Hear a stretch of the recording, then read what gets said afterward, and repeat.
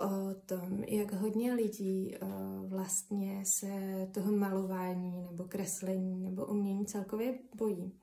A hrozně se bojí, že něco udělají špatně, nebo že to neumějí, nebo že to nikdy nebudou umět, nebo že jsou nešikovní a tak.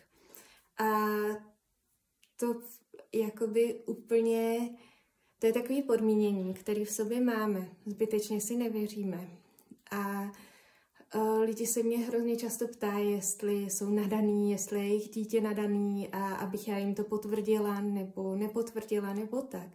A nebo mi říkají, že no, ale to vy, nebo ty, když jsi nadaná, tak nebo jste nadaná, tak tak to máte jasný, to máte jednoduchý a mně to nikdy nepůjde a takhle. Ale tady to je opravdu hodně velký téma, který si myslím, že by